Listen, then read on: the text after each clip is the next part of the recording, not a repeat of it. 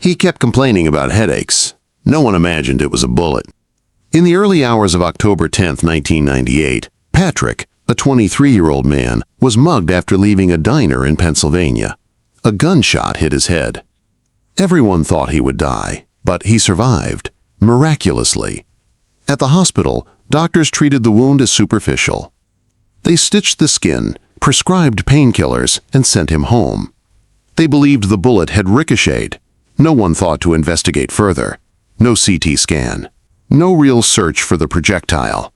The case was closed in less than 48 hours. Patrick went back to life as if nothing had happened. But what he, and everyone around him, didn't know was that the bullet never left. It was still there, silent, hidden, inside his brain. Over the next 20 years, Patrick suffered from unexplained pain, memory lapses, and mysterious episodes no one could diagnose. Then, in 2018, a simple imaging scan revealed the shocking truth. A piece of lead had been lodged inside his skull the entire time. You're about to hear a true story that challenges the limits of modern medicine. A story that begins with a mistake and ends with a life-or-death decision. Subscribe now to Medical Mystery Files, because what you're about to hear isn't fiction. It's a warning. And it could happen to anyone, even you. It was an ordinary autumn night in a small town in rural Pennsylvania. Patrick, a 23-year-old young man, was leaving a diner after a long and exhausting shift at work. The clock had just passed midnight when he took a shortcut down a poorly lit street, something he did almost every week. But that night, someone was waiting for him. Two hooded men emerged from the shadows. One of them trembled as he held what looked like a small handgun. The other shouted, "Give me your wallet, now!" Patrick hesitated, not out of bravery, but pure shock. And then came the sound that changed everything. Bang! The world went silent. The gunshot echoed for a fraction of a second before dissolving into absolute stillness. Patrick collapsed to the ground. The attacker fled. A nearby resident, awakened by the noise, called the police. When the ambulance arrived, Patrick was conscious, confused, but alive. The bullet had struck the side of his skull, just above the left temple. A shot to the head, and he was still awake. Doctors at the emergency hospital acted quickly. The wound was treated as a ricochet. The projectile, according to the initial report, appeared to be lodged superficially in the scalp. They cleaned the area, stitched it up, and within 48 hours, Patrick was discharged. They called him a walking miracle, but no CT scan was done. No surgeon questioned the exact whereabouts of the bullet. The medical record read, "Entry, no exit, no significant residue." The case was closed. Patrick went home with a scar, a mild headache, and an intact bullet still inside his brain. In the weeks that followed, everything seemed normal. He went back to work, to school, to weekend hangouts. Sometimes he forgot small things, like where he had left his keys. Sometimes he lost his temper out of nowhere. But who doesn't get irritated or forget things once in a while? He himself would say, "It's probably just stress." No one, not him, not the doctors, not his family, imagined that the real culprit was a fragment of lead silently lodged between his neurons. The bullet was alive, and it was waiting for the right moment to reveal itself. Chapter 2 is coming. In the years that followed, Patrick would face unexplained pain, mysterious blackouts, and a string of misdiagnoses, all while the bullet made a home inside his brain. Time passed. 1 year became 2, then 5, then 10. Patrick was now in his early 30s, married, father of a little girl, working as an IT technician at a public school. At first glance, his life seemed ordinary, but something kept breaking that illusion of normalcy, growing quietly like an invisible crack in concrete. The headaches were the first to appear. They started out mild, like pressure behind the eyes, then turned into sharp, throbbing stabs that forced him to lock himself in a dark room for hours. No medication worked. Doctors said it was migraines, stress, adulthood, but it wasn't just that. At times, Patrick became strange, as if he'd shut down for a few seconds.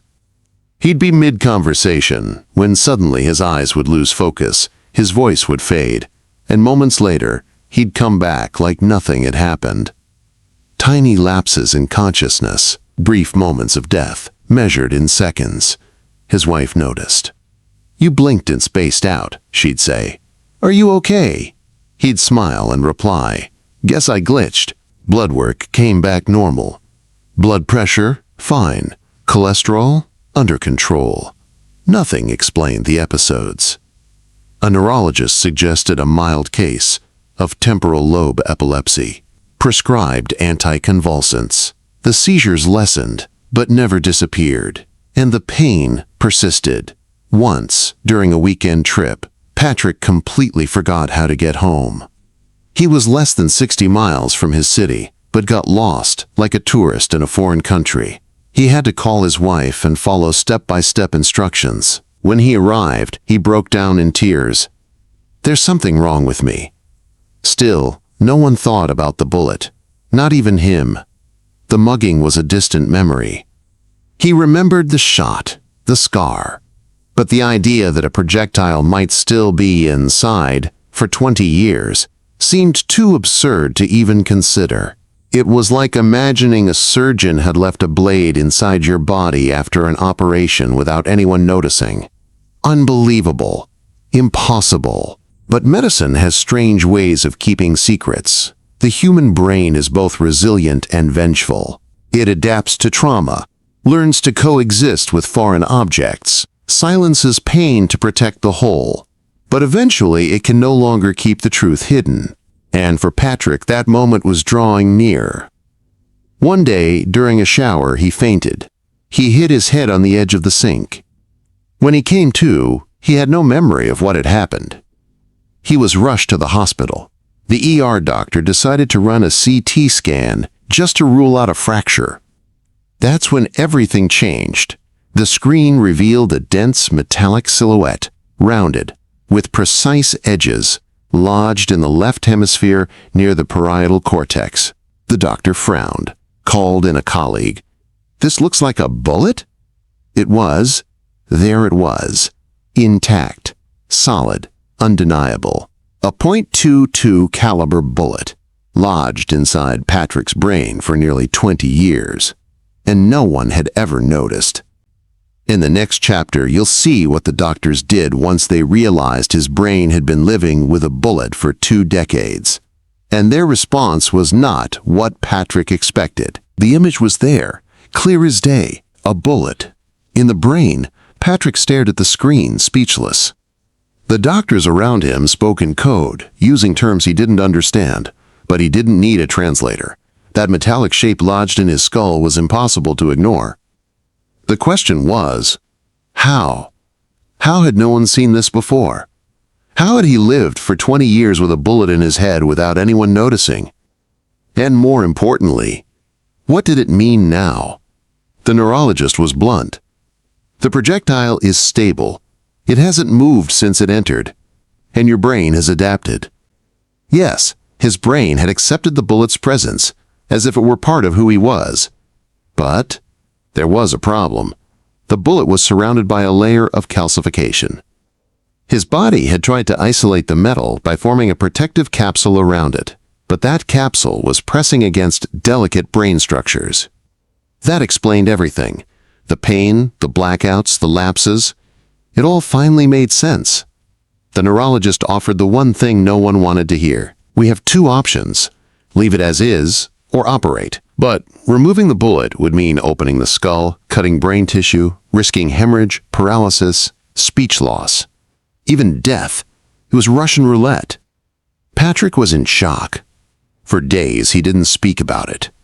He avoided his wife, spent hours locked in his room, staring at nothing. How do you live with something that could kill you at any moment? That question echoed inside him like a sentence. He sought a second opinion, then a third. A specialist in minimally invasive neurosurgery in Chicago reviewed the scans and gave him the most honest answer yet. "If we were talking months, I'd recommend surgery. But it's been 20 years, and his brain has learned to live with the bullet. Removing it now might do more harm than good. It was like tampering with a defused bomb. Quiet for now, but one wrong move and everything could blow. Patrick listened to advice, tried therapy, tried to cope, but the pain continued. The seizures too. Even with medication, there were days he couldn't get out of bed. And always, there was the fear, a seizure while driving, a fall with his daughter in his arms, a blackout with no return. He started writing letters to his wife, to his daughter, to his parents, explaining everything. How he felt, what he knew, what no one else knew. If one day I don't wake up, I want you to know I fought. With everything I had. It was the kind of pain that doesn't show up on scans. A pain with no name. A diagnosis with no face. And all because of one mistake. A scan that was never done. A bullet no one looked for. A silence that lasted 2 decades. But then, a new idea. One last alternative.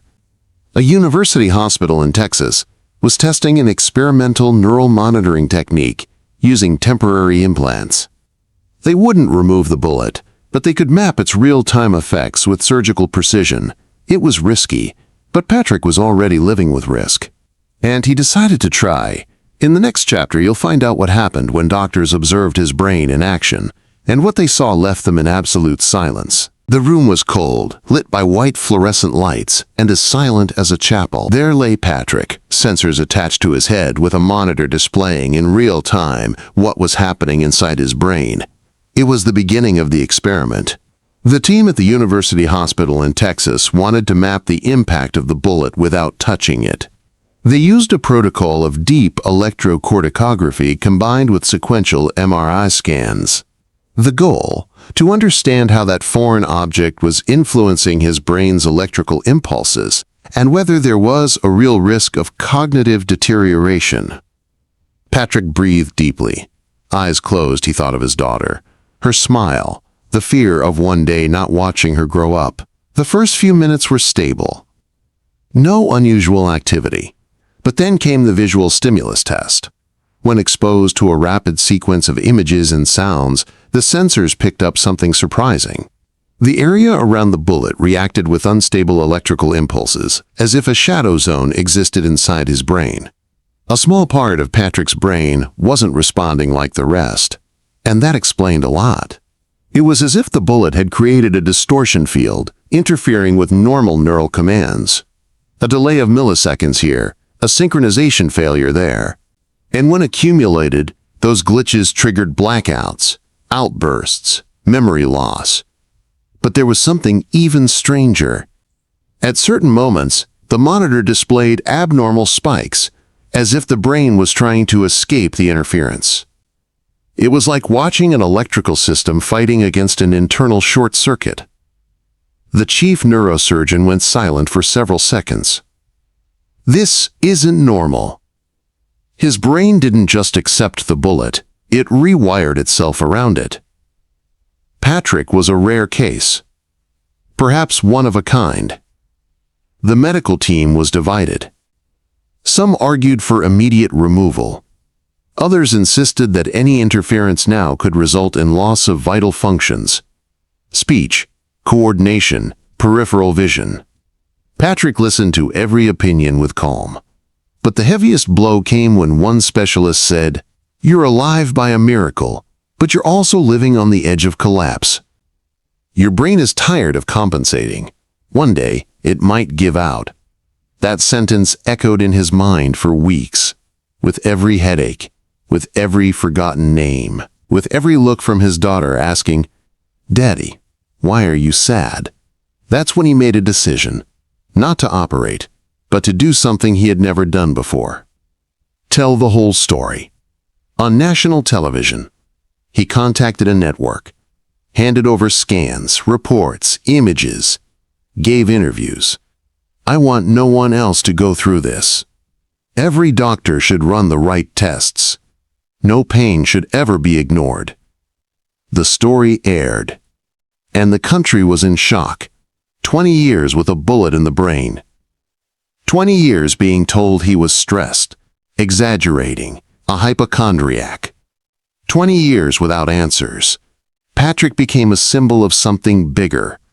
A warning, a cry, a chance for change. But even with all the attention, the bullet remained, silent, lethal, a metallic reminder of everything that had been forgotten.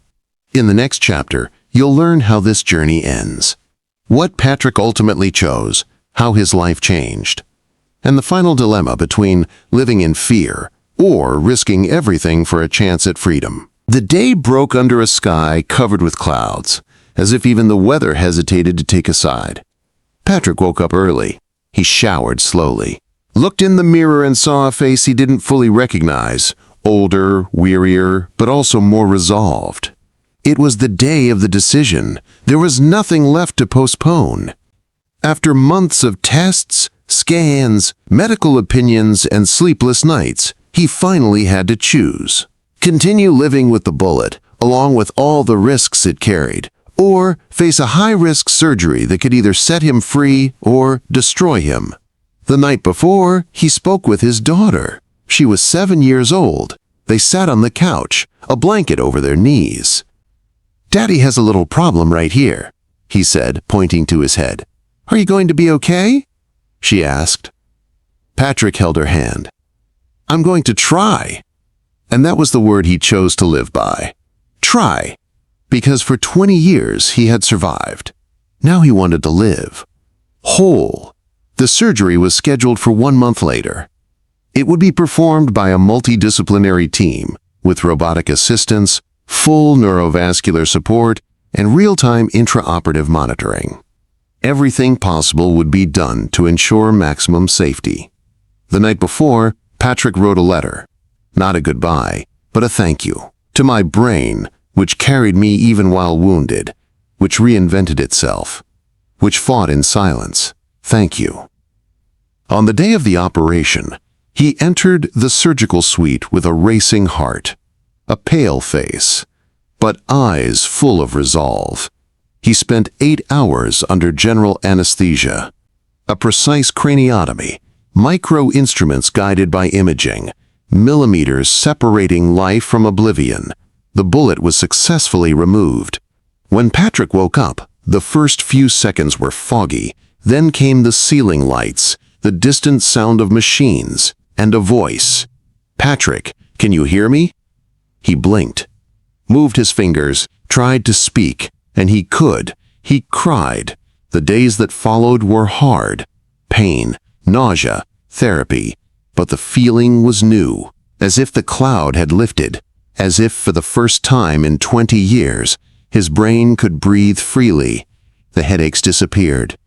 So did the lapses. Patrick went back to walking, to talking, to playing with his daughter. But more than anything, he became whole again. Today, he carries a scar and a jar. Inside it, a metal projectile, the bullet that lived in his brain for 2 decades. The bullet that almost destroyed him. The bullet that revealed just how far the human body, and the will to live, can go. And now, one question remains. If it were you on that operating table, would you have the courage to choose? Patrick survived the bullet, but what's truly astonishing isn't the projectile. It's what came after. For 20 years, his brain did the impossible. It turned an enemy into a neighbor. It learned to ignore the danger, to silence the metal, to keep alive a life that, by all logic, should have ended on that dark night. But it didn't. Patrick's story isn't just a warning about misdiagnoses. It's a brutal reminder of how our bodies hide secrets. And sometimes, those secrets are deadly. Imagine how many people right now are living with nameless pain, unexplained symptoms, diagnoses that missed the truth by mere millimeters. And worse, how many are being labeled dramatic, when in reality they're simply being ignored? Medicine is powerful, but it also makes mistakes. And when it makes them silently, entire lives are shaped by that silence. Patrick chose to share his story to make sure his mistake wouldn't be repeated. And now, the question is, what if it were you?